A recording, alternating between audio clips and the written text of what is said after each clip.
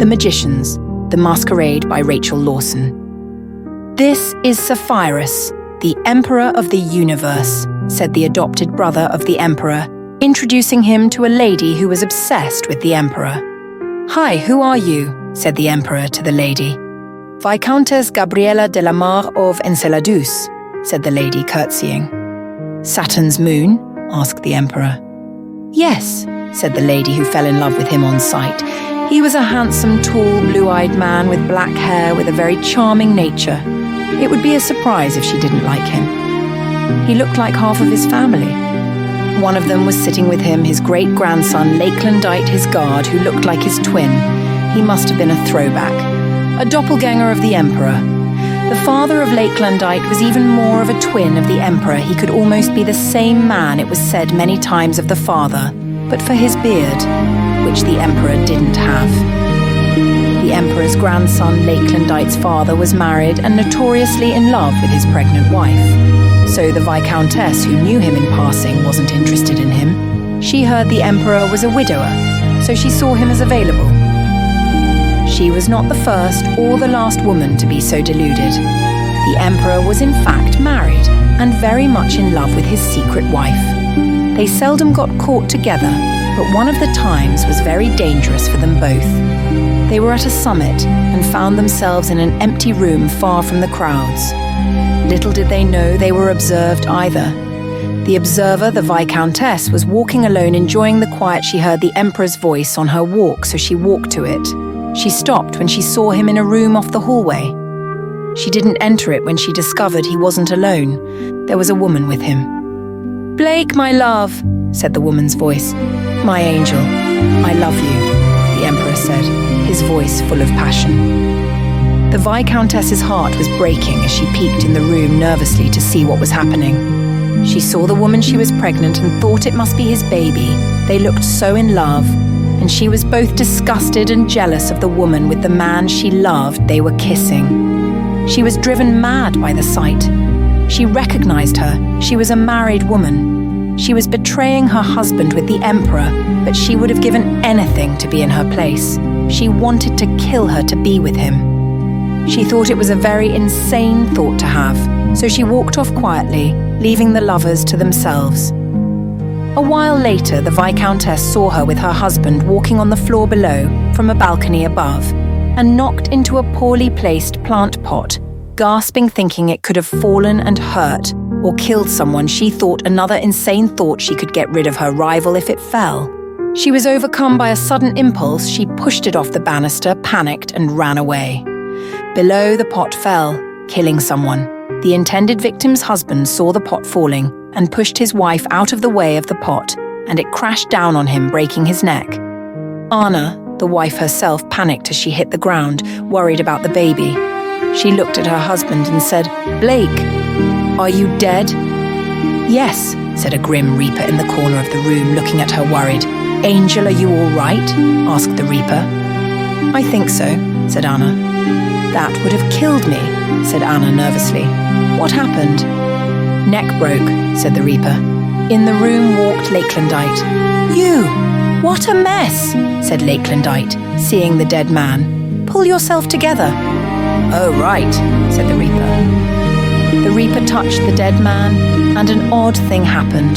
The Reaper disappeared, and the man came back to life, and the neck was fixed. The dead man walking, who was medically trained, looked at his wife to see if the baby was all right. It was, it seemed. "What happened, Dad?" asked Lakelandite, looking up at where the pot fell from. "I don't know. It started to rain plants. What do you think?" Blake said sarcastically. "I think someone doesn't like you," said Lakelandite. "I think they were after your stepmom, not me," said Blake. "I heard the swish of a long skirt on the floor and bootsteps running." In the room walked the Emperor. "Hello, Anna, my love." "Hi, Blake," said the Emperor, looking strangely at Lakelandite, who was flying to the balcony with magic. "What are you doing, boy, playing Superman?" asked the Emperor. "Hi, Fred," said Blake awkwardly. "This time travel thing is getting to me again. It's feeling weird talking to you, my older self." "You're feeling weird. I am my own granddad," said Fred the Emperor. "Someone tried to murder Mum." said Lakelandite. "There is a scratch on the banister where the pot was pushed off." "Why would they want to hurt her?" asked the Emperor. "Don't know," said Anna. "We don't want to lose you again. You were reincarnated once. I doubt you'd come back again," said Fred. Blake and Lakelandite agreed they didn't want to lose her again. Anna was the wife of the time traveller who was Blake and Fred, and was the reincarnated mother of Lakelandite. "I think we need to hide her and put in a substitute so we can find this person who wanted to kill her. They are dangerous," Lakelandite said. "Who?" the Emperor asked. "You," said his son Lakelandite. "Me in a skirt?" said the Emperor awkwardly. "You are death insurance," said Lakelandite. "Okay," said Fred. "I'll pose as him," said Lakelandite, pointing at Blake. "Why?" asked Blake. "I want to look the assassin in their eyes and ask them why they did it," said Lakelandite. "Fair enough. What do I do?" "Should I guard Anna?" Blake asked. "No, Astra can," said Lakelandite. Astra was Lakelandite's dead twin sister's adult daughter, the Queen of Vampires. "You play him," said Lakelandite. "Why?" asked Fred. "In case the assassin tries to kill the Emperor," said Lakelandite. "They know I can't die," said Blake. "And don't know about me being the same." "True," said Fred. "Fred looks nothing like me, and Blake has a beard," Anna said, pointing to the bearded Blake. Lakelandite was clean-shaven. "Easy fix, just change our appearance spells," said Fred, who did and was now wearing a dress like Anna's and had long hair like hers. "You still don't look like me. You look like a man in a wig and a dress," said Anna. Lakelandite found this very funny, his dad in a dress. "You look like a real drag queen, King," said the laughing Lakelandite to Fred, who was also the king of the earth. "Very funny, boy," Fred said. "It needs a few tweaks." The Emperor waved his arm over himself, closing his eyes, and he was Anna's double. "I forgot that spell." "I've been like this for as long as I can remember," said Anna. "They weren't human. They were powerful sorcerers who just took human form with powerful appearance spells." Anna herself was a magician too, but she was another sort. She was a fate who came to life when the time traveller's first wife, Lakelandite's mother, died. She was her reincarnated. Anna was his second wife. "You look like me," said Anna, nervous to see her husband impersonating her so well. "I do, don't I?" said Fred in his own sweet, light tenor voice, feeling very awkward. "Don't speak, it will give you away," said Lakelandite, laughing, seeing his stepmom speaking with his father's voice. "Shame there is no voice-changing spell," Blake said. "I'll let you speak," Fred said to Lakelandite, who inherited his voice. "I'll have to have laryngitis." "Okay," said Lakelandite, still getting over his fit of the giggles. A beard like Blake's appeared on his face, hiding his high cheekbones. "I remember beards used to have one, don't much like them, they are too much fuss to keep," said Lakelandite. "Yes," agreed Fred. Lakelandite imagined him like that with a beard, and he laughed. "What's so funny, boy?" asked Blake, thinking it had to be an insult to him. "Nothing," said Lakelandite, snickering. Blake glared at him. Anna left to visit her granddaughter Astra at her and her husband Max's house. The others left to go fishing for the assassin with the hoi polloi. Blake as Fred joined the diplomats.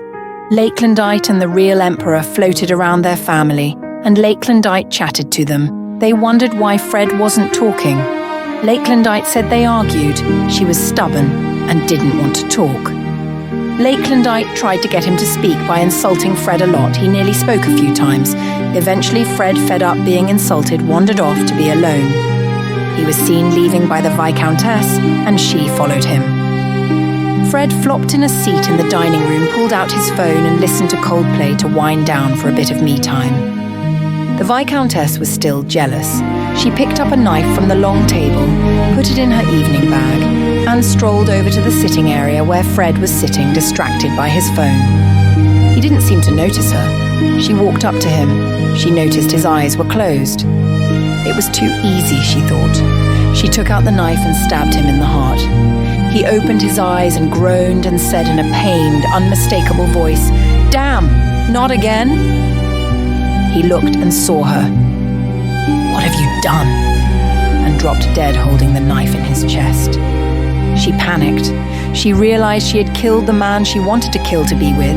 He had changed his appearance spell, she realized, as one of his people. She removed the knife from her dead love and drove it into her heart and died. "Lakelandite, come here, I need you," said a voice in Lakelandite's head. Lakelandite appeared out of thin air where he was called to. He saw a grim reaper looking at a dead woman lying on the body of the seated dead emperor who looked like his stepmom. "Can you help me?" asked the reaper, the emperor's soul. "Are you dead?" asked the son. "Do I look dead, you idiot?" the reaper moaned. "Yes, sorry," said Lakelandite, moving the woman off his dad's body. Then the reaper touched the body. Fred came back to life and he healed his wound. The blood of him and the Viscountess covered the area and his torn clothes. Fred looked at himself in horror. "That cleaning bill will be murder," laughed Lakelandite. "Ha! Ha!" said Fred, unamused. "Now what?" asked Fred, looking at the dead woman. They heard voices coming their way. "Get out of here, Dad. You can't be caught like this. Go home. Clean up," Lakelandite said. Fred disappeared into thin air, cleaning his father's blood away from everywhere and left the same way as Fred. In the room walked Blake as Fred with a group of alien delegates, seeing the dead woman and Fred's phone nearby. Blake picked up the phone, hiding it, and looked at the dead woman, wondering what happened.